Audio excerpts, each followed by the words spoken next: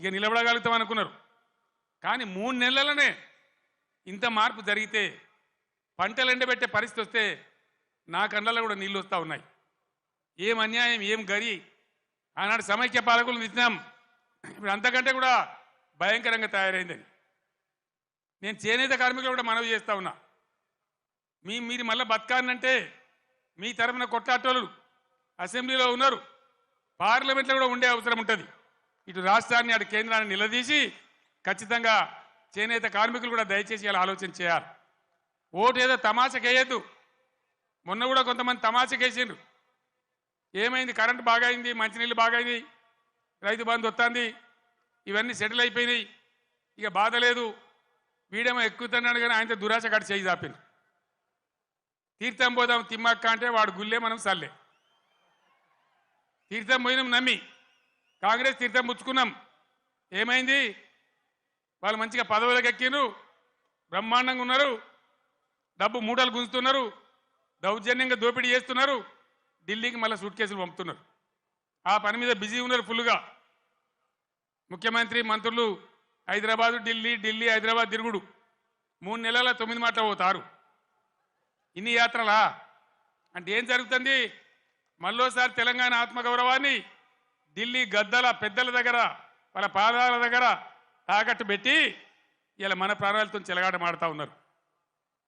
ఇది ఇట్లే కొనసాగన్నా, ఈ విధంగానే ఉండన్నా, లేక ప్రజల పక్షాన బలంగా గలం వినిపించి పోరాడేటువంటి నాయకులు ఇలా పార్లమెంట్కు అన్నా దయచేసి ఆలోచన చేయాలి. ఎందుకు బీఆర్ఎస్కు ఎంపీలు ఇంతకుముందు 4 బీజేపీ ఎంపీలు ఏం చేసిండ్రు? ఏకైనా పైసలు తెచ్చిండ్రా? ఏమైనా లాభం చేసిండ్రా రాష్ట్రానికి? దయచేసి ఆలోచన చేయాలా. వట్టిగానే అలవోకగా తమాషాగా ఓట్లు వేయద్దు. భయంకరంగా ఇలా దేశం అన్ని విధాలు నష్టపోతూ ఉంది. ఈ దేశంలో అవసరానికి మించిన బొగ్గు నిల్వలున్నాయి. 360 బిలియన్ టన్నుల బొగ్గున్నది. 70,000 టీఎంసీల నీళ్లు నదులలో ప్రవహిస్తున్నాయి. 40 కోట్ల ఎకరాల సాగు భూమికి సరిపడే నీళ్లు బ్రహ్మాండంగా ఉన్నాయి. కేంద్రంలో కూడా సమర్థమైన ప్రభుత్వం ఉంటే బ్రహ్మాండంగా దేశం కరెంటు కొరత లేకుండా యావత్తు దేశమే ఉండే పరిస్థితి ఉంటుంది. మొన్న నన్ను మీరు ఇక్కడ ఆగబట్టింది, బ్రేక్ కొట్టింది, కానీ మొన్న నేను ఇక్కడ గెలిచి ఉంటే ఈ పాటికి సగం దేశంలో అగ్గి పెట్టేవాడిని, శిక్షించేవాడిని, మొత్తం దేశాన్ని చైతన్యం చేసేవాడిని. చిన్న దెబ్బ తగిలింది, పర్వాలేదు, ఓర్చుకుందాం, తట్టుకుందాం. మనం ఉద్యమాలు చేసిన వాళ్ళం, ఓపిక ఉన్నోళ్ళం, పేగుల దగ్గర కొట్లాడే శక్తి ఉన్నోళ్ళం, ధైర్యం ఉన్నోళ్ళం, ధైర్యంగా ముందుకు పోవాలి.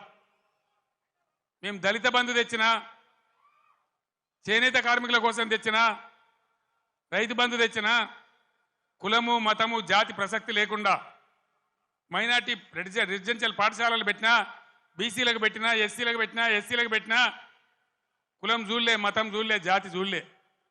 ఇలా మనం కూడా తెలంగాణ జాతిగానే నిలబడాలి, కలబడాలి. దయచేసి నేను మీ అందరినీ ప్రార్థించేది, నేను లంబా చౌడ ఉపన్యాసం చెప్పడానికి రాలే. ఒక మెసేజ్, ఒక టేకాఫ్. ఇది లక్ష్మీ గడ్డ కాబట్టి, ఇదే గడ్డ నుంచి తెలంగాణ సాధించినాం కాబట్టి నేను మీకు అందరికి ఒకసారి నమస్కరించి ఈ అప్పీల్ తెలంగాణకు చేసి బ్రహ్మాండంగా చేయాలని చెప్పి నేను ప్రయత్నం చేస్తూ ఉన్నాం. కాంగ్రెస్ గవర్నమెంట్లో మీరెవరు భయపడే అవసరం లేదు నేను చెప్తా ఉన్నా. పోలీస్ సోదరులారా మీకు మనవి చేస్తా ఉన్నా, మీరు అనవసరంగా గ్రామాలలో చిచ్చులు పెట్టి సోషల్ మీడియా పోస్టులు పెట్టిన వాళ్ళని కూడా బెదిరిస్తూ ఉన్నారు. ఇది మంచిది కాదు.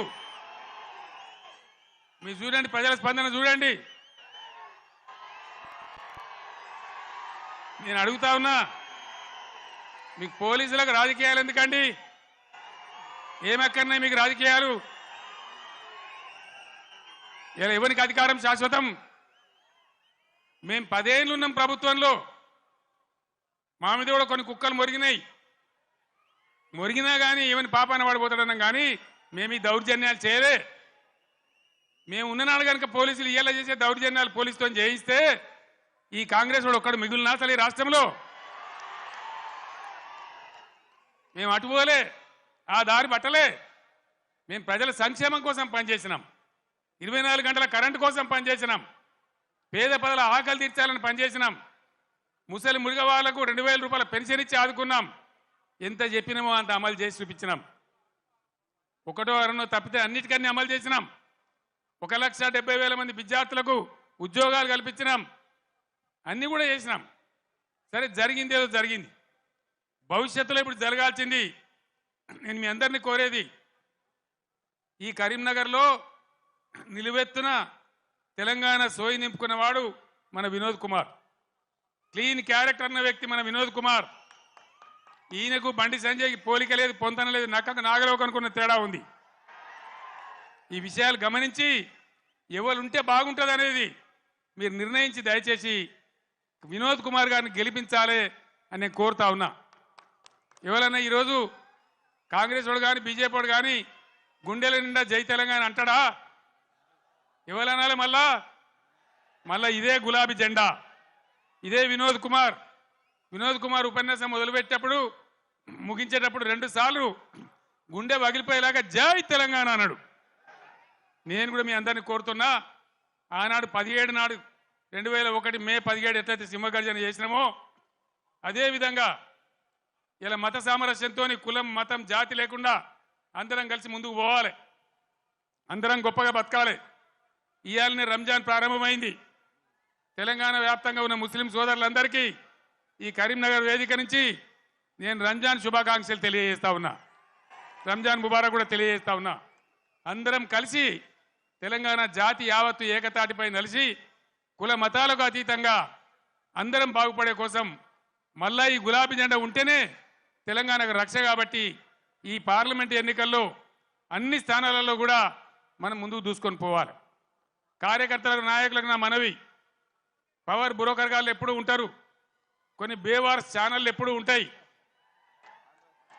బీఆర్ఎస్ పుట్టినాడే అన్నారు, ఇది మకల పుట్టింది పుబ్బల పోతుందని. పుబ్బల పోలే మీ ఈపులే పలిగినాయి బిడ్డ, ఎక్కడి దాకా మిమ్మల్ని ధర్మం మీకు తెలుసు. తెలంగాణ ఉన్ననాడు ఉండేదాకా బీఆర్ఎస్ భూమి ఆకాశం ఉన్నన్ని రోజులు ఈ గులాబీ జెండా ఉంటుంది, ఇది ఖాయమని చెప్పి నేను మనవి చేస్తా ఉన్నా. అక్కడనో ఇక్కడనో కూడా తలమాంచ కూడా ఒకడో ఇద్దరో పోతే కొన్ని బేవార్స్ ఛానళ్ళు ఇక బీఆర్ఎస్ కథమైపోయిందని మాట్లాడుతూ ఉన్నారు. అట్లా ఇదివరకు కూడా అట్లా అన్నోడు కథమైంది, కానీ గులాబీ జెండా ఇప్పుడు కథం కాలే బిడ్డ, యాది పట్టుకోవాలి, జాగ్రత్త. మీ దొంగ ప్రచారాలకు ఇప్పుడు ఇక్కడ భయపడేవాడు లేడు. మన కొద్ది రోజులలోనే ఎంత వైభవంగా బీఆర్ఎస్ వచ్చి మళ్ళీ ఎట్లా తెలంగాణను తీర్చిదిద్దుతుందో మీరే కళ్ళారా చూస్తారు, మళ్ళీ మీరే సలాములు కొట్టుకుంటూ వస్తారు. కాబట్టి మీ బేవార్స్ బ్రోకర్ ప్రచారాలు బంద్ చేయండి. ఎవడో నలుగురు పోతే మనకు పెద్ద పోయేదేం లేదు.